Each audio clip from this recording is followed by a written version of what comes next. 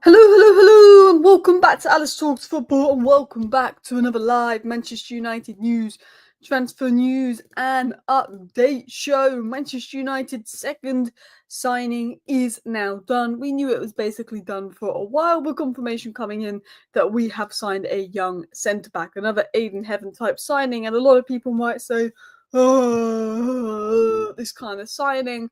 But look at Sekou Kone, look at Chido. Look at Aiden Heaven. We've got Diego Leon coming in. At the end of the day, it's not the flashiest signing, but it's a bit of Vivel masterclass, a bit of Vivel going and finding some gems, maybe even Wilcox due to the Southampton influence. We're going to talk about our second summer signing, beating out Chelsea and Premier League rivals to the young star. We're going to talk about the latest on Mbeumo, some interesting updates coming out on him. But again, I question the credibility behind it. Are people guest working on Mbeumo? A pretty reliable source has actually linked us to Christopher Nkunku. Really don't want that to happen. Also, another source has come out and suggested that United could be exploring a swap deal with Vlahovic or Douglas Luiz going the other way in regards to Sancho. This would obviously sort of counter the Sancho wage demands because Vlahovic is on crazy wages and Sancho's on crazy wages. So just swap two overpaid players for each other. Dan Gore exit update. Højlund, the latest on that. There is interest. The latest on Garnacho. The latest on Sancho. Lots to talk about in today's show. Hope you guys are doing good. I don't know what it is, but I'm feeling a bit sleepy today. So hopefully we wake up and have a bit of water quickly. Oh, that's woke me up. I was drinking and I've spilt half of it down me. Now it looks like I've wet myself. That's woke me up. I tell you that. It's the sun. The sun always makes me sleepy when it gets to about 5 o'clock. Oh, great. But yeah, we've got lots to talk about in today's show. So let's get into it. The Mbeumo news, I don't think is the most credible, but we will get into it. It's my take with a pinch of salt news. But Sully is a very good, very credible source of information. One of the best people in the Manchester United space, connected to the academy.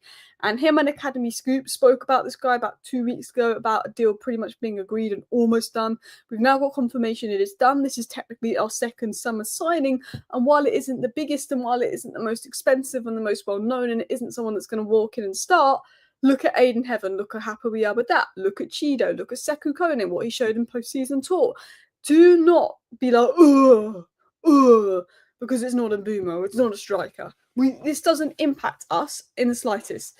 Us signing this guy or not signing this guy doesn't impact us getting a striker, doesn't impact us getting a Mbeumo. This is another example of Manchester United beating out rival clubs like Arsenal and Chelsea for one of the best young centre-backs in football. This is a bit of Christopher Vivel scouting. This is good news. So let's talk about him. Harley Emston-James to Manchester United, Sully said, is a done deal. 16-year-old expected to join the under-18s with a fee of $1 million being paid to Southampton as compensation. Premier League ratification process expected to go smoothly, seen as one of the best centre-backs for his age. Villa, Arsenal and Chelsea were in the race. Manchester United have beaten Villa, Chelsea and Arsenal to one of the best young centre-backs in football. This has come from Sully. Sully is very credible. Of course, the deal cannot be announced until Premier League ratification. We knew we got Obi about 2 months before we announced him. That can be a difficult deal to do. Hopefully won't take too long. But Manchester United have managed to beat out Premier League rivals to one of the best young centre-backs in football. I've always said United need to look at young centre-backs. We look at Man United right now. After Cunha and Mbeumo, we need a striker, we need a midfielder, we need a goalkeeper, we need a wing-back. We arguably need another centre-back for depth, but for depth. So I always said with Man United, get Mbeumo, get a good striker, get a good midfielder. If you can get a good goalkeeper, if you can get a good wing-back, but if you're going to buy a centre-back, you might as well try and find another Aiden Heaven type gem rather than spending 30, 40 million in centre-back, because it's probably a position we need, but we also need 6 other positions more. So I don't think we're going to sign a centre-back this summer. I think we're going to be focusing elsewhere. But I like that United are going out and finding the best young centre-backs for £1 million that, if there are some injuries, could push and show something. Aiden Heaven stepped in because we signed about 2 days before Leachy got injured, and he showed, he's ready. Now, I'm not saying that Harley Emston-James is going to be as good as Aiden Heaven. He's still younger than Aiden Heaven. He's 2 years younger. But I think it's a good signing, a good bit of talent. He was agreed 2 weeks ago, but the deal is now done. There was an agreement, or agreement was close 2 weeks ago, so we've known for maybe 2 weeks that this deal was happening. But I think be positive about this. Some people will be like, oh, whatever, means nothing. And look, it might not mean much. He might never play for us. But I always think, we signed Garnacho for 400k. We signed, and no one knew who he was back then. And look, we might be about to sell him for 60 million. So you never know with some of the young people that we sign. A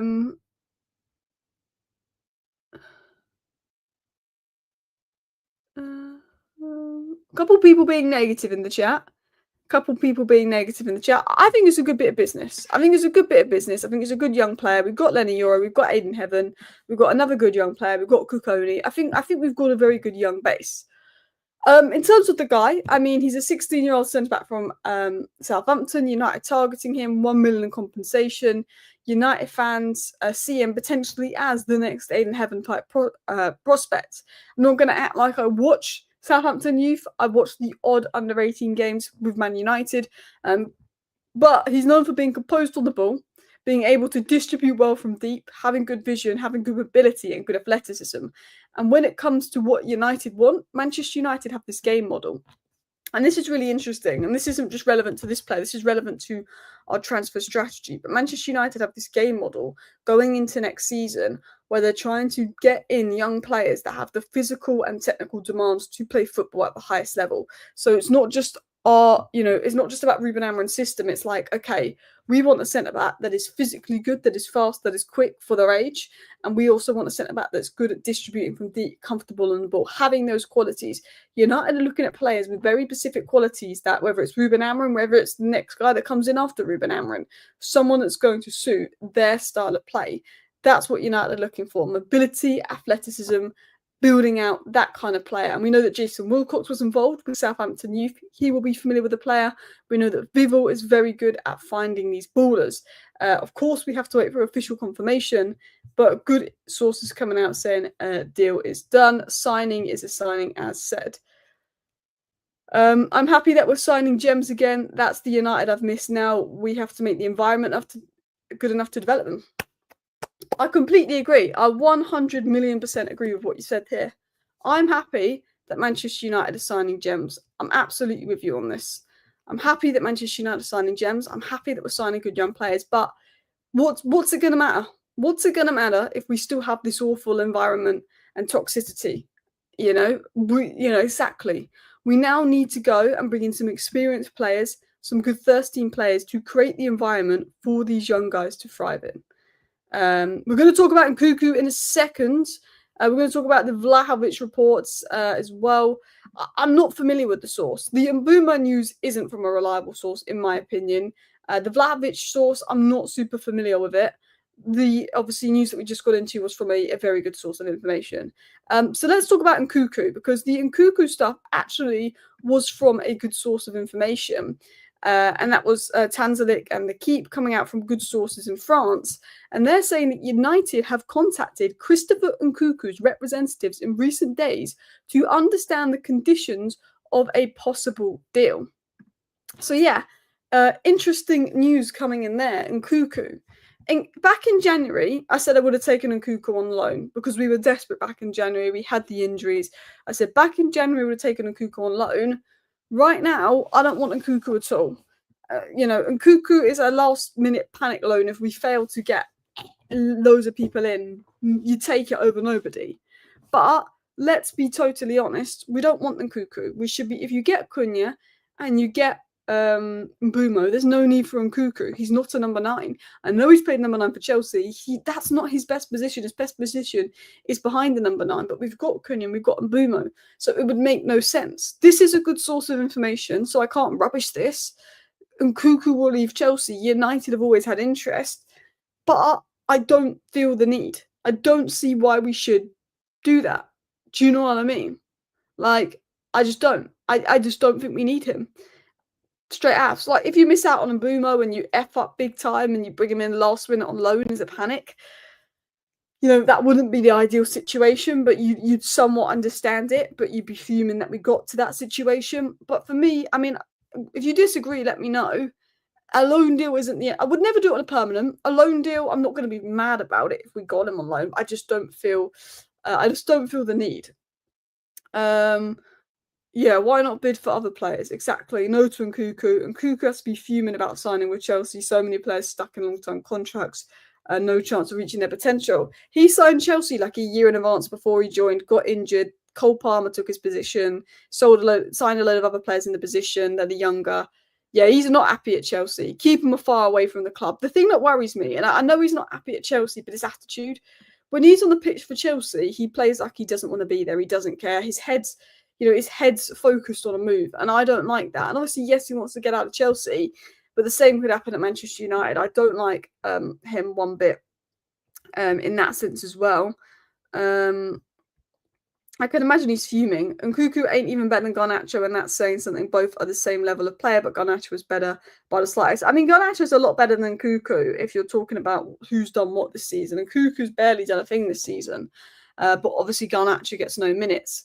But both players that each club wants to get rid of. Do you think United could do a swap deal with Garnacho going the other way? I think United would be silly to offload Garnacho and get Nkunku in. That's just changing one problem for another problem. I think we'd be silly to do that. We need permanent funds for Garnacho. Yeah, we need permanent funds. I don't want to. If you're going to do a swap deal with Garnacho, go to Aston Villa and ask for either Camara or Onana. Go to Aston Villa, ask for one of their top midfielders, and look, we can do a swap deal for Garnacho there, but not for Nkunku.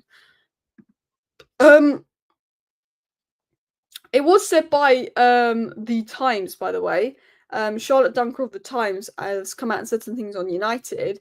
And she said, due to defensive improvements under Rammer, United are focusing on forwards this summer, but they still want to sign a wing-back. So the Times have just come out and said that United want to sign a wing-back. And I did say to you, centre-back, I don't think we're going anywhere, but I think we will look at wing-back and midfielders.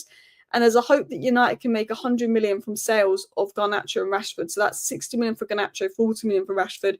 I definitely think we could get 100 million for Garnacho and Rashford if it wasn't so obvious that we wanted them gone and we were desperate to sell them.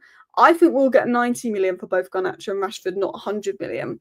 But the Times are coming out with that United are hoping to get 100 million for Rashford and Garnacho, and United are looking at wing-backs, and that's probably something we'll explore later in the window. I think it is Mbeumo, sales, striker, wing-back, goalkeeper, midfielder. I think that is the plan.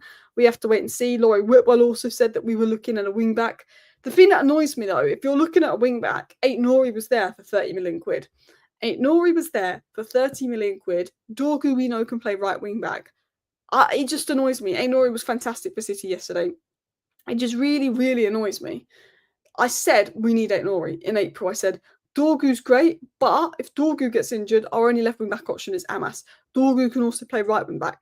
Bring in Aït-Nouri. You've got Dorgu, Delo, Aït-Nouri to rotate between the wing back positions. Harry Amas to come in if need be. Mazraoui for me becomes a permanent centre back. That improves the depth centre back. That's what I said that we need to do. And then you see Aït-Nouri go to Manchester City, and he's going to be a great signing for them. And that frustrates me. And I get, okay, well, wing-back isn't a priority. We needed a striker and we needed an attacker before we signed the wing-back. So we couldn't go out and get Aït-Nouri as one of our first signings because we might miss out on Mbeumo. But there is that frustration that, it would have been nice to have had Aït-Nouri. Like in my dream transfer window, I said to you guys, before City were even linked to Aït-Nouri, was Mbeumo, Gyökeres, Cunha, Aït-Nouri, Baleba, and a goalkeeper. And I think the goalkeeper I put was like Lucas Chevalier or Joan Garcia. Joan Garcia's obviously gone to Barcelona. Like that was my dream window, and I said that to you guys.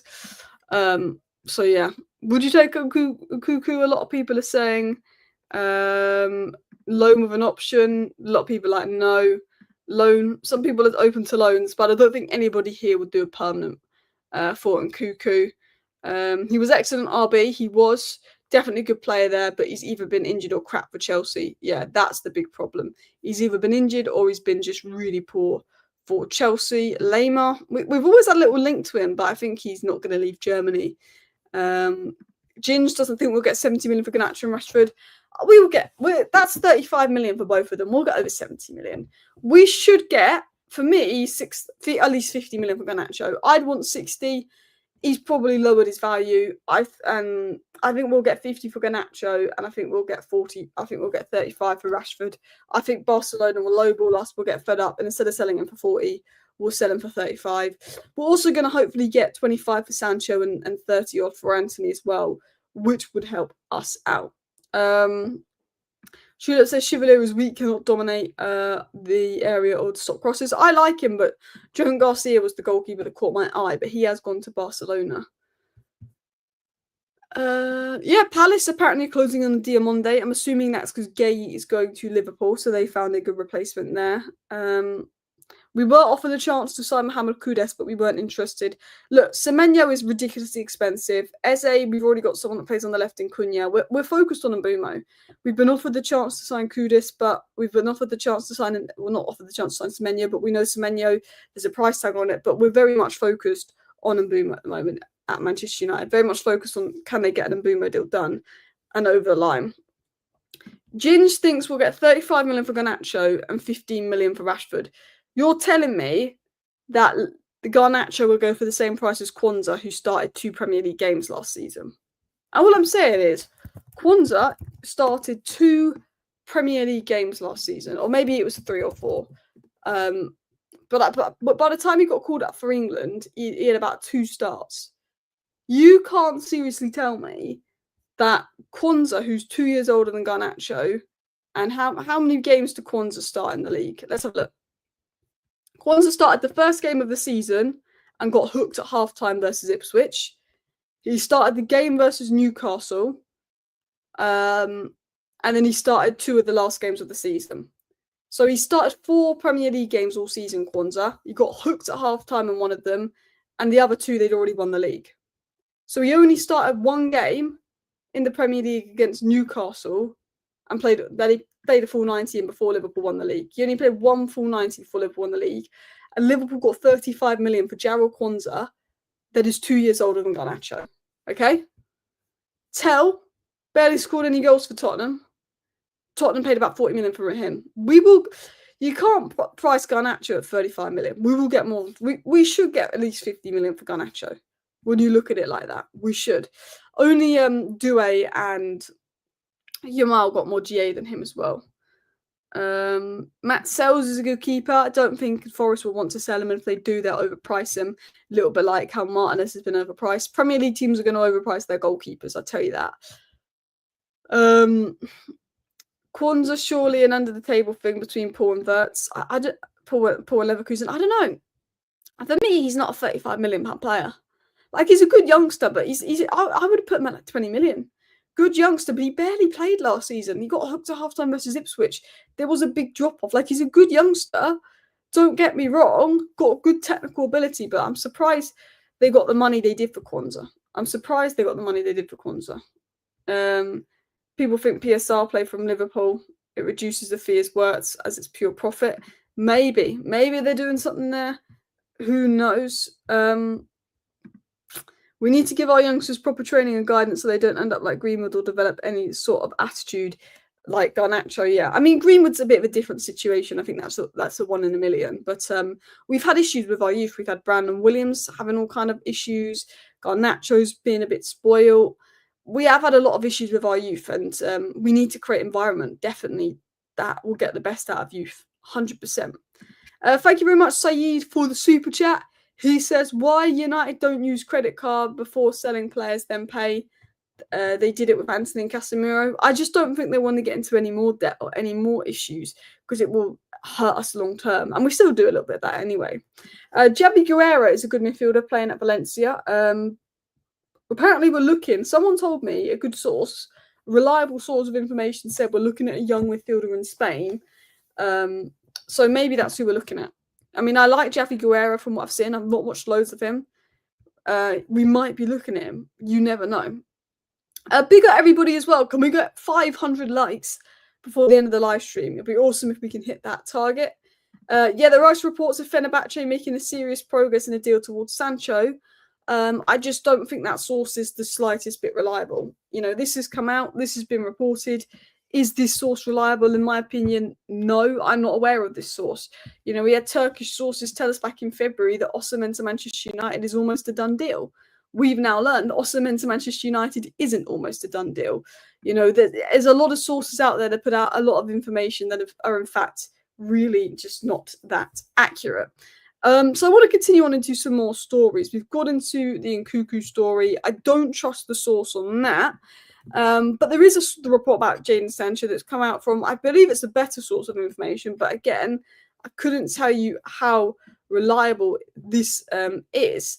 But there's news coming out of Italy in regards to a potential swap deal for Sancho, and Manchester United could either use Douglas Luiz or Vlahovic. And I would rather use, I know we need a midfielder, and I know Douglas Luiz was good in the Premier League, but I didn't think he was as good as people thought. So let me try and find it. It was come out by, it came out by a source in Italy, claiming that United were exploring a potential swap deal. So it came out from one of the writers for Gazzetto. He's got over 90,000 followers on Twitter. And he reportedly was saying pretty much this. He said a few things. These are some bullet points, sort of what he somewhat said. So Juventus are exploring a player swap deal with United for Sancho. United are open to a flexible transfer structure rather than a straight sale. Sancho was interested in a move to Turin. A potential swap deal could involve Vlahovic and Douglas Luiz, both long-term United targets. Vlahovic has turned down moves to Turkey and Saudi Arabia, preferring to move to a top club. Now, what we know is that Douglas Luiz hasn't worked out at Juventus. They want to get him out straight away. We also know that Vlahovic, Dusan Vlahovic, is a player that they want to get rid of because of his ridiculous wages. I mean, how much does, I think it's on over 300k a week, Dusan Vlahovic earn? And I think Vlahovic knows he has to take a pay cut. How much does Vlahovic earn? There's reports of him being on over 300k a week, which is absolutely ridiculous if that's true. So they obviously want to get him out and off the wage bill. Like, he's not a bad player, but they want him off the wage bill. So there's now talk of United potentially, you know, exploring, okay, well, we want to get rid of Sancho. He's got quite high wages. You want to get rid of Vlahovic. He's got quite high wages. Both players have 1 year left on their deal. A Sancho-Vlahovic swap deal might make sense for the fact that we need a striker. And while, you know, he's not the best striker on the market, it's a good player that's an improvement on what we currently have. But do United want to go and play Vlahovic over 200k a week when he's not the striker they want? I think that United will explore Vlahovic. I think that Sancho, a swap deal could be done where they buy Sancho and we buy Vlahovic rather than an actual swap deal. I think you buy one, we buy the other. A little bit like what Villa and Chelsea did last summer, Forest and Newcastle did last summer because of PSR issues. I think it could be one to watch. I wouldn't be shocked. I wouldn't be shocked if we ended up doing a swap deal with Juventus. I think United is so desperate to offload Sancho, and with both players being on high wages and 1 year left, they might explore it. They might. I don't know. I think United are just hoping Sancho goes permanently and we can spend the money we get from Sancho, which won't be a lot, on who we want. But I wouldn't be shocked.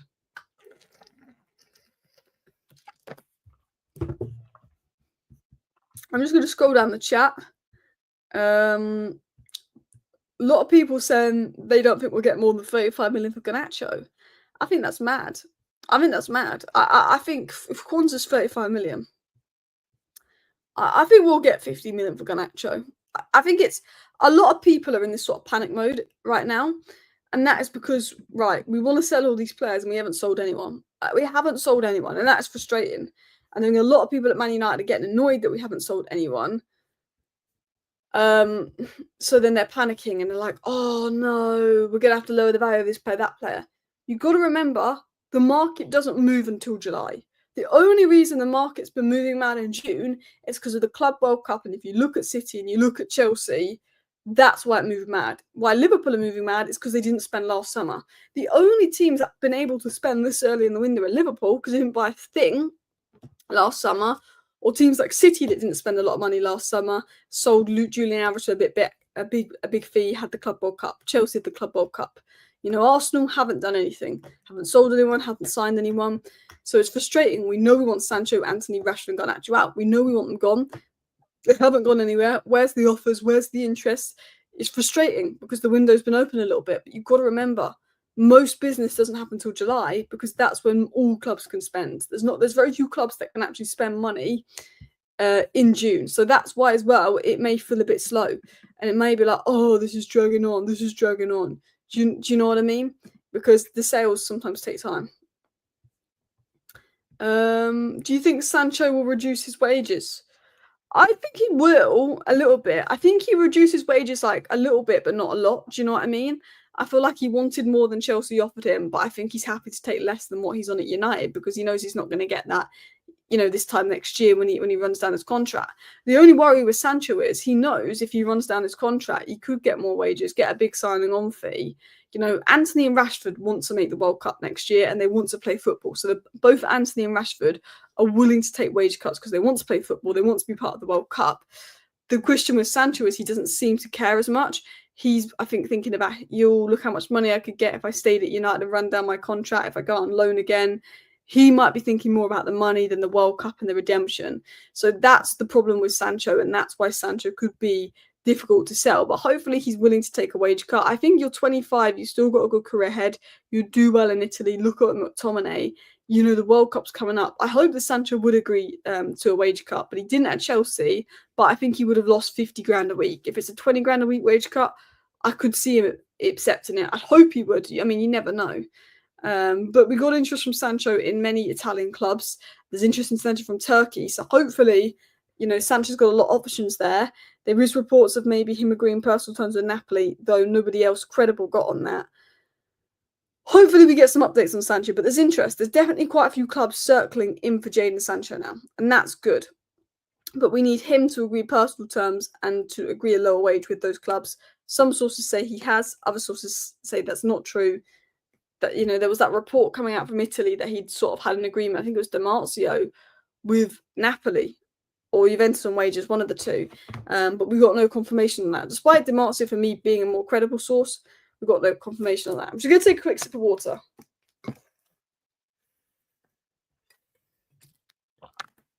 I'm feeling sleepy again. Ugh. I don't know what it is. It's not like I'm watching Man United. I feel like the sun just like puts me to sleep, honestly. I want to get into a couple other stories. So I want to get into some news on Mbeumo. So there's been a few people talking about Mbeumo, story that came out that a deal is close. It's looking like it's going to be £64 million. A couple of people are sort of saying, okay, you know, we've now got talks of United and Mbeumo being in the final stages. We obviously spoke about what Rudy Galletti said yesterday, and there's been a few more news stories coming out today, and I'm going to try and find it if I can get it, so I can get it up on my screen. One sec. Bear with me.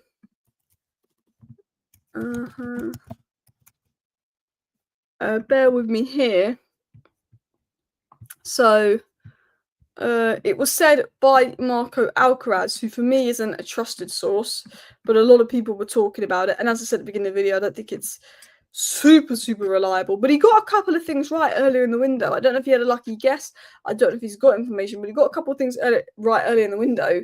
And he said that Man United and Brentford have scheduled a final round of negotiations next week as regards to the transfer of Mbeumo, and the upcoming talks are understood to be the decisive stage between the clubs. United will offer a total package just under 65 million.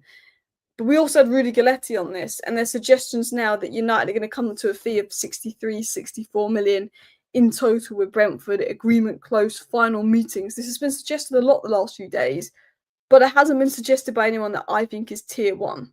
Do you know what I mean? No one that I think is tier one. And then I looked at the comments, and then people are like, you know, absolutely nothing. Bro, just stop. Too many misses.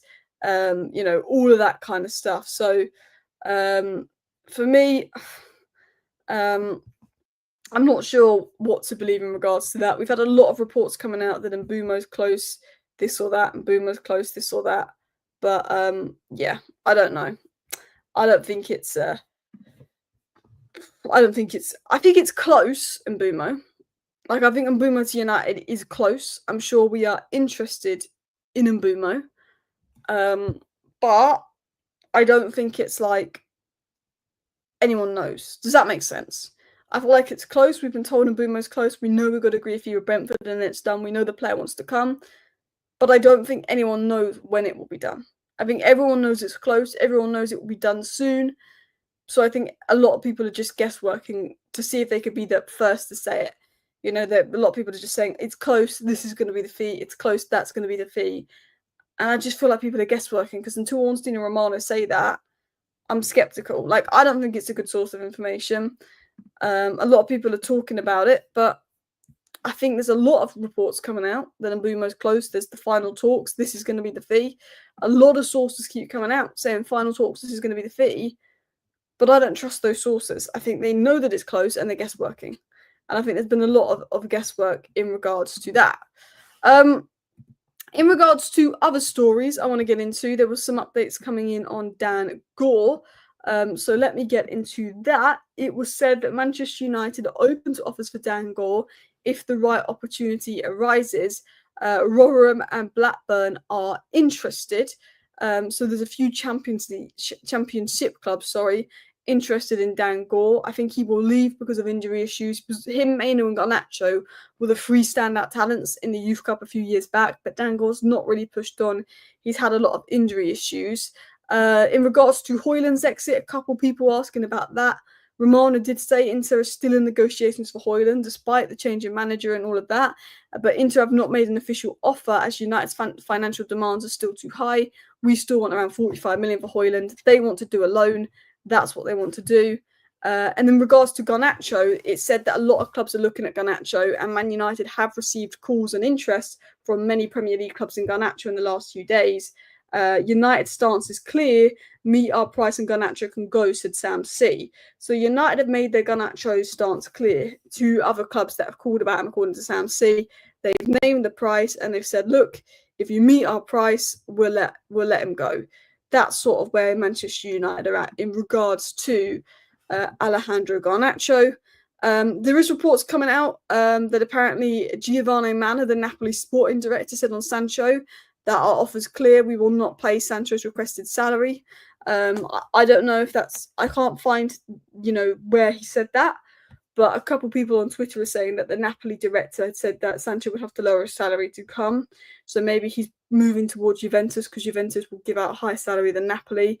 But one source says he prefers Juventus, one source says he prefers Napoli, another source says Sancho's going to Turkey. What we do know is there's about five different clubs linked to Sancho. There is a lot of interest in Garnacho. There is interest in Anthony, and him to Betis is advanced. And Rashford's turning everyone down for Barcelona because maybe Rashford believes that Barcelona are going to go for him later in the window. So that's sort of the latest on outs. United are looking at Emi Martinez. They're interested in him, but they can't do anything unless they sell Onana. And selling Onana will be very difficult. It's not, selling Onana is not as easy as I think a lot of people think it will be. It will be difficult because of his book value and everything else. Brentford are closing in on Keith Andrews as their new manager.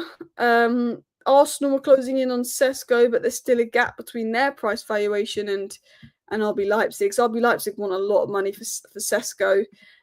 Liverpool want Mark Gay. They think they want to get him for 40 million, which would be some unreal business. Selling Kwanzaa and getting Mark Gay. And by the way, Mark Gay is only 2 years older than Kwanzaa. It would be some absolutely insane business from Liverpool. It is making me jealous, like the business that Liverpool look like they're doing this summer. It is making me jealous. I just feel like they've won the league and they're being super smart, aren't they? So I was just sort of rounding up some of the news and stories going about in regards to the football news. The Mbeumo news is always going to be close until it's done. Simple. July is when the real window starts for financial reasons. The period is just lining up deals and ballots in the books. And I think you've hit the nail on the head, Ash. I think we know Mbeumo's close, but we're just going to keep getting told it's close until it's actually done. And I think people are somewhat guessworking. I think you're absolutely right in the sense of we've just got to wait till July, and I think the market will go boom. I think there'll be a domino effect when July hits. People start spending, people start selling.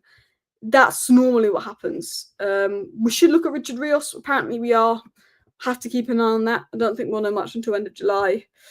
Alice, are you happy with our summer business? Well, not yet, because we've only signed 2 people, and one of them is a 16-year-old centre-back. But if we sign Mbeumo, we sign a striker, a midfielder, a wing-back, and a goalkeeper, then I'm going to be very happy with our summer business. I think Mbeumo and Cunha are 2 deals that I'd be very happy about, 2 deals I've wanted to happen. So it's just, I think it's frustrating a little bit in the sense of, oh, look what Man City are doing, look what Liverpool are doing. We finished 15th. Where are the signings? There's that frustration, but I believe the signings will be done, but I want them for pre-season tour. Manchester United's training kicks off in 2 weeks. 2 weeks. 2 weeks today. 2 weeks today, the players return for training. We don't want Rashford in training. We don't want Garnacho in training. We don't want Sancho in training. We don't want Anthony in training. We've got 2 weeks to get those 4 players out and get at least Mbeumo in. And between training, returning, and going on pre-season tour the following week, I want to see a 3rd signing come in. I want 3 new signings on pre-season tour. I want Rashford, Anthony, Garnacho, and Sancho gone before pre-season tour. We've got 3-4 weeks to do that in total. Get a move on. We've got 3 weeks to do that in total. Get a move on. Alice, will United sign a striker? I believe they will. I just don't know who. I think right now they really want Gyökeres. They're waiting on Arsenal. I think if they can't get Gyökeres, they'll look at Ekitike, but it depends on rivals and the price. And I think after Hugo Ekitike, I don't know. It could be a panic deal. United could explore a potential panic deal for like a Gonzalo Ramos or someone. You never know with Manchester United. There's like 10 pitchers at Carrington they'll be told to keep away from the squad and already told they won't be on tour. I think that's going to be the situation. But then I don't know, because Man United will want to sell the players. And if all of a sudden clubs find out they're not even training with us, they're not on tour, clubs can start lowballing for those players. If you take Garnacho and Rashford with you on tour, because they're the 2 that where the money's at. We can, Anthony will go regardless. Sancho, I think, I don't know. We need a permanent. With Rashford and Garnacho, the 2 players that had the fallout of Amorim, if they don't go on pre-season tour and train separately, clubs will know we're desperate to sell them and their value will go down. If we want to get as much money as possible for them to, you almost have to take them on pre-season tour, have them in training. But then Ruben Amorim won't want that because it will disrupt the environment. It's not good for the environment. So United have got to make a decision whether they're going to go for what's going to get them the most money, which is integrate Rashford and Sancho back in, pretend him and Amorim have made up, and that everything's good. So then clubs have to pay 5-10 million more for those players and don't think we're desperate.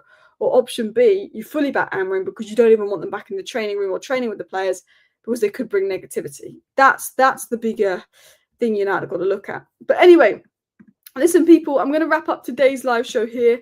Thank you very much for watching today's live show.